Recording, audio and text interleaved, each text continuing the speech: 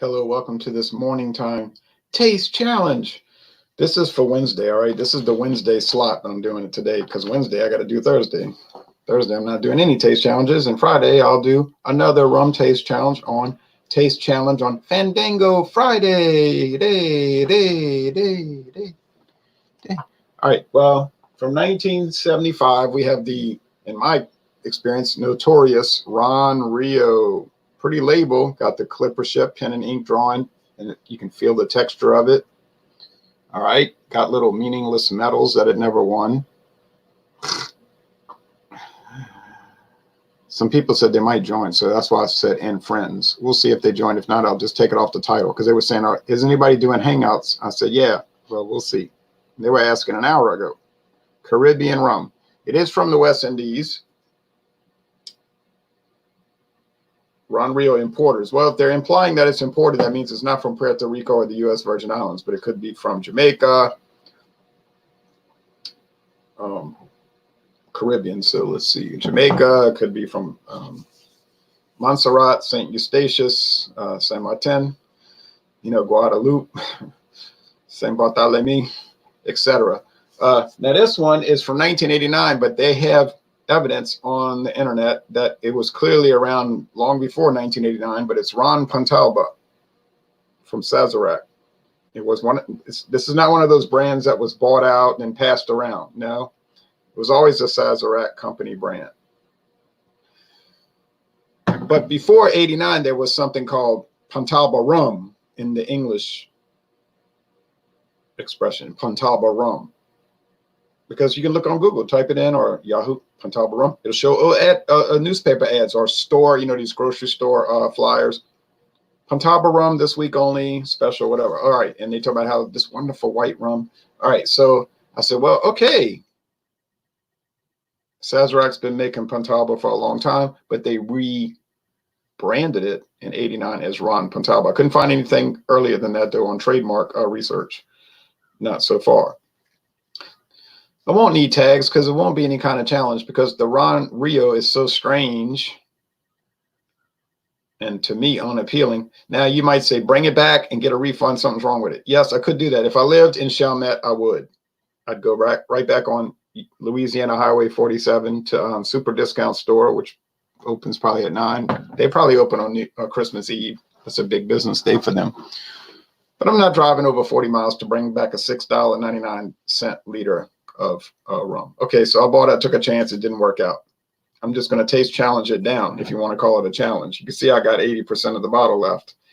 So I got a lot more bad experiences coming up. Now the Ron Pontalba, which in Spanish is Pontalba rum, all right, so they just went from English to Spanish, and it makes sense because the person it's named after, it was a Spanish grandee, a woman from the Spanish nobility named Michaela de Almonaster. Michaela de Almonaster. She was born in Louisiana when Louisiana was part of the Kingdom of Spain. Now remember, the Kingdom of Spain owned Louisiana from 1762 to 1801, 39 years.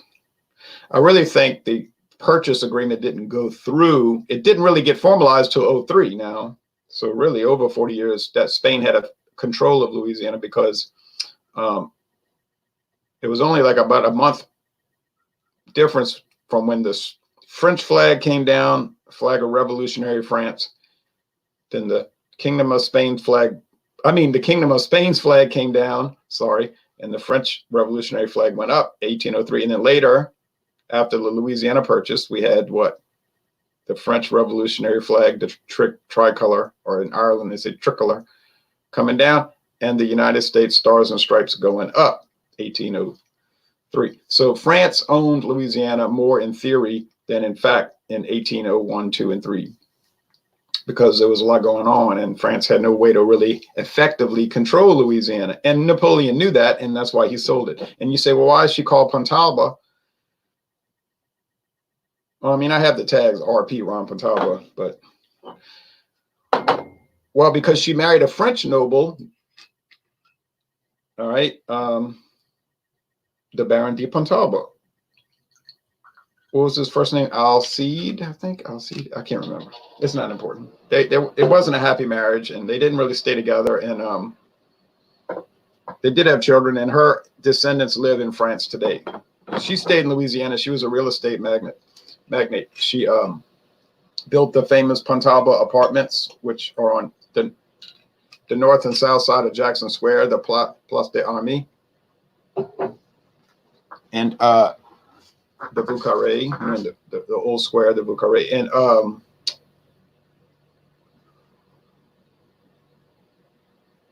those are public owned, meaning government owned apartments.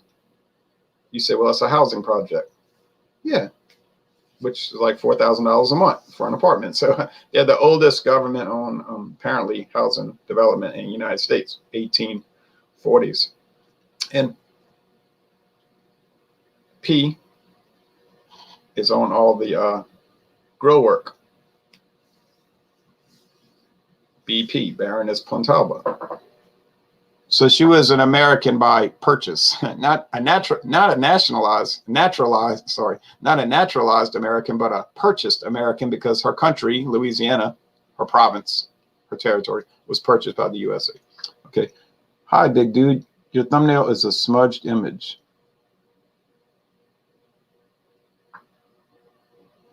Smudged image? It's supposed to be a Falstaff. You talking about the thumbnail for this hangout? Oh, well, that's okay. We'll correct that. Just ignore that. We'll correct that. Okay, after the broadcast, it doesn't matter. I'll just put the winner, which will be, I'll put both. We'll figure something out.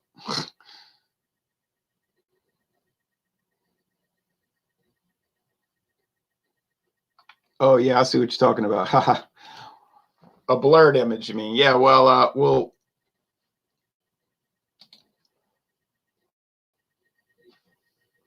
we'll fix that. No problem. With no problem. Let me see if I can fix it now. Let's try something here. Anybody trying to join? Nobody in the basement. Now, see these guys. And you know who you are, Eric Frauenfelder, Thomas Meadows 75, and Jean-Pierre, the Beverage Rambler. Just finished asking, when are we doing a hangout?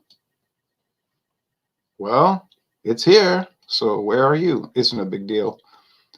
I'm going to do a beer taste challenge later so they can join that. You say it's too early for them to drink. Yeah, you don't know them as well as I know them. So, oh, golly gee, forgot I poured it. Oh, I'll be right back. Oh, what a day.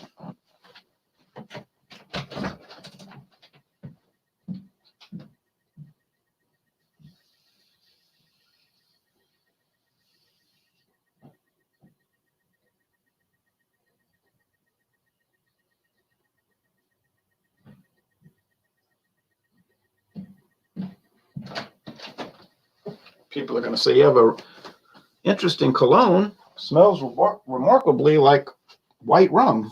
So yeah, it does, doesn't it? It's called our Run de Cologne. All right, sorry about that. These mishaps happen live. You see why you shouldn't go live?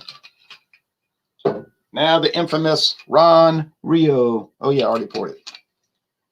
Oh, the smell.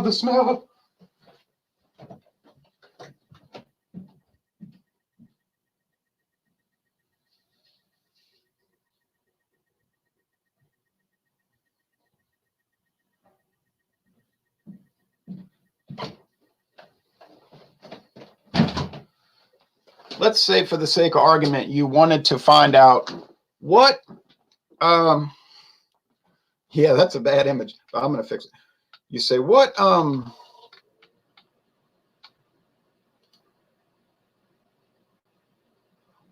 rums in America smell most similar to Roundup from Monsanto, you know, the weed killer. And this Ron Rio would be helpful because to me, it has the smell most reminiscent of Roundup. Now you might be saying, but why would a person want to drink something that tasted like rancid sugarcane stalks and smell like Roundup? Now that would be a wonderful question to ask, and I would have no good answer. Ron Rio rum, I'm reading off the brand website, McCormickdistilling.com, made with 5 times distilled Caribbean rum. Golly, they had to distill it 5 times for this. Ron Rio rum evokes the relaxed lifestyle and fun of the islands. Available in both medium body gold, which I don't have and haven't seen, and the lightly sweet silver. Ron Rio rum is made from molasses refined from 100% American sugarcane. Now, see, that's American sugarcane. You say, well, maybe they're talking about, yeah, I don't know the story. I don't know how that's working. Is it coming from Louisiana and this sugarcane shipped to the British Virgin Islands, like, for instance, St. Croix? I mean, that's not, I'm sorry, that's American. Oh, like Tortuga, whatever those islands are. All right. I know nothing about vodka, but I'm buying a bottle later today as a gift. What's my best go-to for $30, says Joe Biden's Pinterest. I really can't say because I don't know much about vodka either. Maybe like Tito's, which is very popular. Oh, I'll tell you what, get Wheatley, and that's less than 30. Wheatley vodka is a good value. James P. Madonna can tell you that. I haven't tried it, but he was really bragging on it, and he has more experience with vodka. So maybe Wheatley will be your good choice. You know, Wheatley, or perhaps, yeah, like I say, Tito's. But remember, that's coming from somebody who really doesn't know. Some of the viewers might have a good idea about a $30 vodka gift for a gift.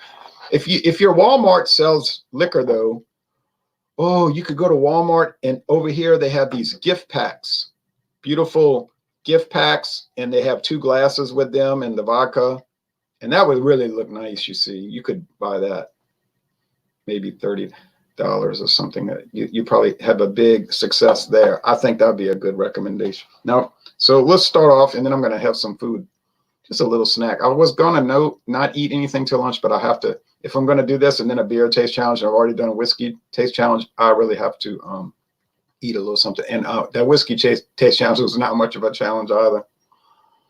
Well, this smells fine. The Ron Pontalba is clean. You can pick up a little charcoal filtering. It's mellow, mild, very similar to Captain Morgan or Bacardi Superior. And that's a lesson, see? You can pay a lot, I mean, in a relative sense, and get that. Or you can get really inexpensive white rums that are dynamite in that premium, the Bacardi, the Captain Morgan level. You know what I'm saying? It's not like world-class $200 bottle. We have enough sense to know that.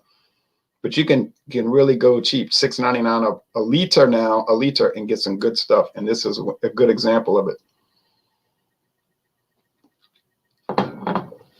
Are these rums made for tasting neat? No, they're not. They're designed for mixed drinks, and that's really what they're designed for only. Yet Bacardi did run an ad campaign in the like Sports Illustrated magazine, for instance, back 41 years ago, where they said, look, you know, this is made, they're saying to the audience, you read the old ads, it's made for mixing, we know that. They said, but try Bacardi neat, Bacardi Superior neat.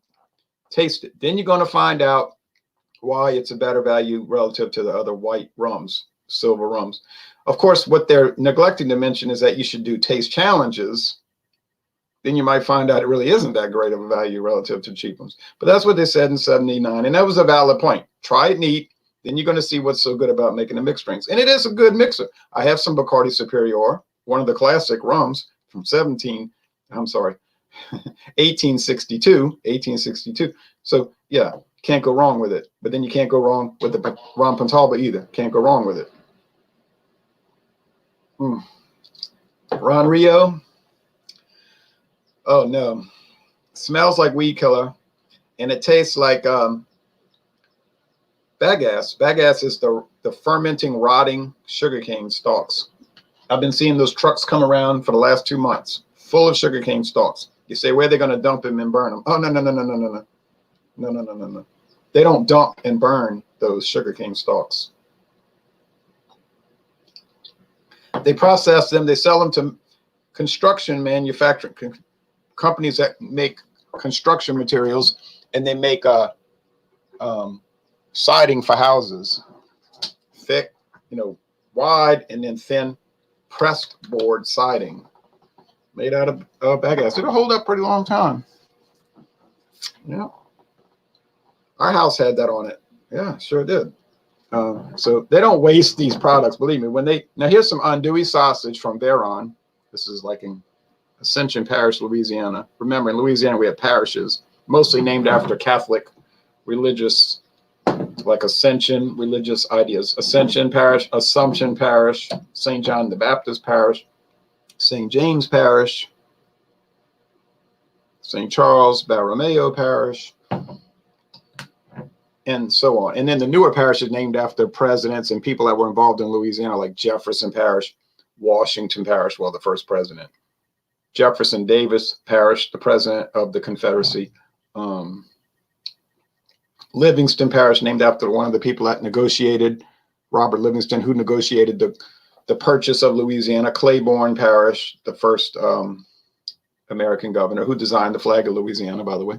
So there it is. This Valentina salsa picante, Mexican hot sauce, great stuff, inexpensive, and it's not hot really. It's flavorful. It has a very good taste.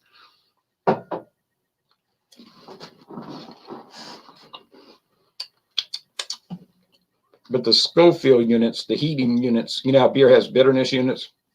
The heat units here are very low. Think of Crystal hot sauce. Now there is a hot, extra hot Valentina. I've not seen it. I would buy it though. Extra hot.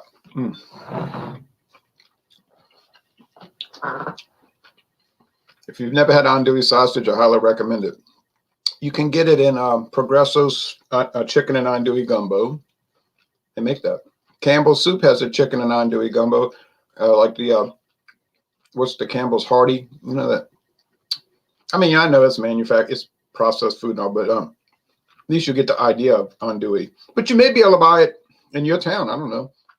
Where I live is the andouille capital of the world. Self-proclaimed, of course, but there's a man. This man lives 2 houses back there. He has a smokehouse. They make an andouille. I could smell it cooking the other day, smoking. Smoking. So I know many people that make their own andouille sausage here. Yeah, I can say nothing bad about Ron Pontalba. Nothing. This is a good value. I've only seen it in one place, Kevin's Liquors in Kenner on Louisiana Highway 49 southbound in Kenner. It's the only place I've ever seen it, Kenner, Louisiana. Is it available around the country? Yes, it is, because I was doing some online research for liquor stores that have websites, and they're all across the U.S., and they have it. Some do, some don't. It's that kind of thing. And Sazerac makes about 20 other priced rums, and you might find one of those instead of this. They'd probably be very similar. I didn't say identical, but but this Ron Rio, this stuff here is it's memorable. You say, yeah, but World War II was memorable. It doesn't make it good, right? I cut my leg one time on the stairs and got 30 stitches on my shin. It was memorable. I didn't really enjoy it at all. It's very bad. But anyway, so the andouille is the highlight of this, and the Valentina. I got to give Valentina credit. They do a great job. It's not the company's not called Valentina. The company's called Salsa Tamazula, which they also have a Tamazula brand. I've certainly never seen that. Could probably find it then.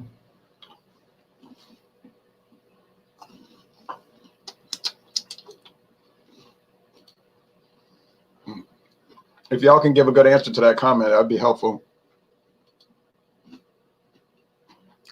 Hey, Flacco. How you doing? Happy Christmas Eve. Hey, man, you ought to join us for some more beer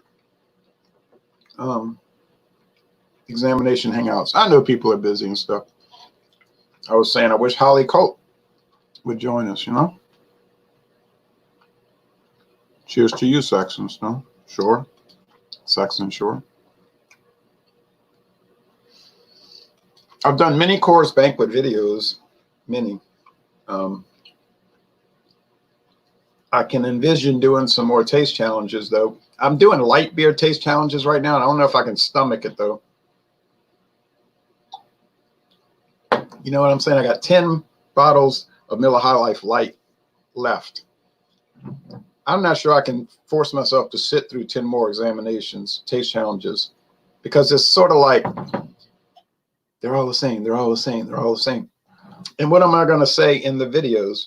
Just shop price, just shop price, just shop price. I mean, I've been saying that for over 10 years, shop price.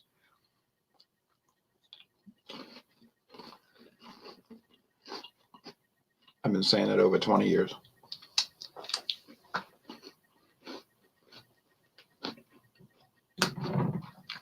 I remember back in the 1990s, they had Schlitz Light everywhere. Schlitz Light, $7.98 a 24 pack. And here's my father and all of them. They drinking Coors Light, Miller Light, like they're drinking gold, you know, liquid gold. I used to tell them, why are you paying for that when you could just buy Schlitz Light? It's just as good, if not better. But maybe it's not better, but it's certainly just as good. We not buying that garbage. We not buying that garbage. And they would tease my daddy's friend, my father's friend Wayne, who would buy Natural Light. He's like, it's just as good as the rest. And they would, he's cheap, he's cheap. And I was like, no, he's smart. He's smart. He's not paying $4 a case extra for a label. And I used to tell my father 20 years ago, over 20 years ago, I said, in a blind taste test, you would never be able to tell Coors Light from Schlitz Light. And maybe you could, maybe. But the differences would be so minimal. You know what I'm saying? It would make no sense. But apparently most people in America had the same attitude, and Schlitz Light went away in 2010. It's gone. You still get Schaefer Light, but it sells and dribbles and drabs. It trickles out. They probably sell more Bud Light cases in a day than all the Schaefer Light sold in a year. I would almost assure you that's the truth. I bet you Bud Light sells more in one day than Schaefer Light sells in a year. Is Bud Light better? No. But, you know, can't tell people anything.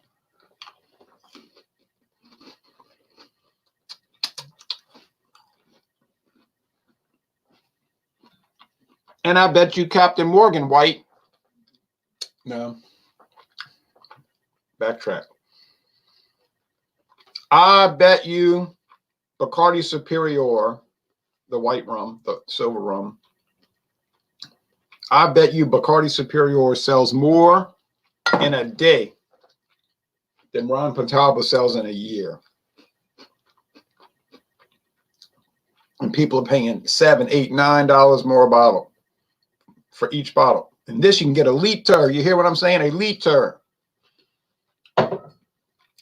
Do I like Bacardi Superior? I surely do.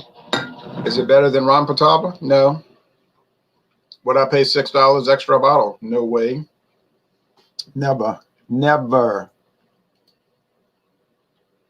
Oh, you're waiting for it in Australia, the Commonwealth of Australia. Yeah, I hope y'all can get it.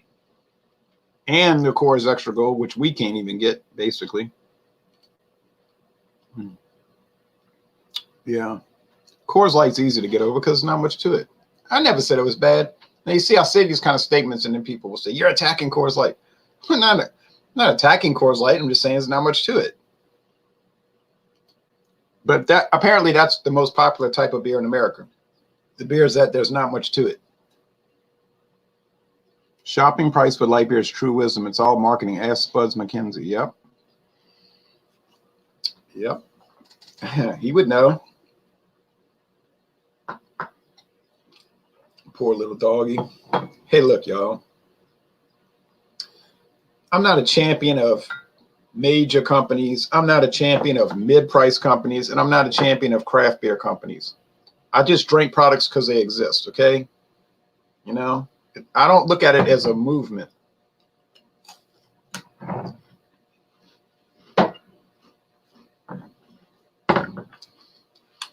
If you think craft beer is a movement, like I heard somebody say one time, we're winning. I'm like, what are you winning? Okay, if craft beer is a movement, maybe bubblegum is a movement.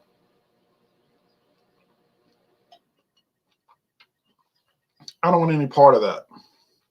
I don't want any part of that. I drink craft beer every week. I like it, generally, you know.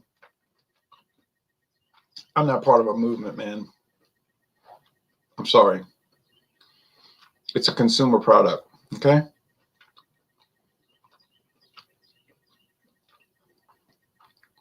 It's the beer of the NBA.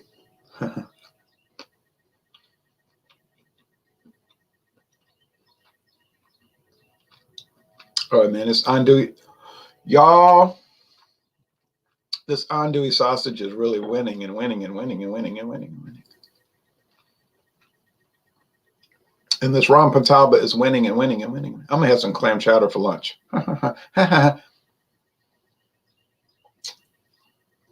With some bread and butter. Thank you very much. This Ron Rio, this is a fiasco. It is a fiasco.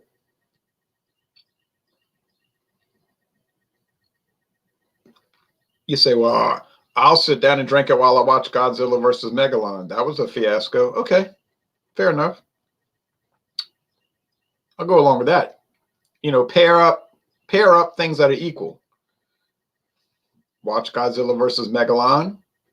You say, it's a catastrophic movie. The dialogue is horrible. The plot makes no sense. They use stock footage from the 1960s. It's, even children might ridicule it. We didn't. When I saw it in 1976, 8 years old, we thought it was great. You know, when you're 8 years old. So, but then, you know, this would be about on that level. Just, you say, in other words, trash. I mean, I guess it's trash, but I mean, there was a great scene in Godzilla versus Megalon. You know, when they're in the lake and then all the water gets sucked into this crevice, this kind of earthquake that happens, and little kids trying to paddle back. That was a great scene. That was pretty good. Those special effects were made just for that movie. That wasn't bad. That actually wasn't bad. And then when Megalon first came out and he was in the woods, zapping different wooded areas, that was all right. It was just, the company was so cheap and stupid. Then they have all this footage from King Ghidorah. And it's the same. It's always that same shell station getting hit. I mean, it's terrible. And then Jet Jaguar shows up. The whole thing is a train wreck. And this rum is a train wreck. It's a dumpster fire. It's trash, garbage. It's horrible. But yet I'm drinking it. See what I mean? And you're probably saying, oh, I bet you got a copy of Godzilla versus Gigan. You probably got a DVD of that. Well, I mean, yeah, I have it. All right, anyway. All right, now go and dust the house. So, and let's say about an hour. About an hour, we'll do the Miller High Life Light versus a surprise guess. Let's see if you can guess what Miller High Life Light is going up against. Ha ha ha. Ha ha ha. Bwah. Bwah. And all of that.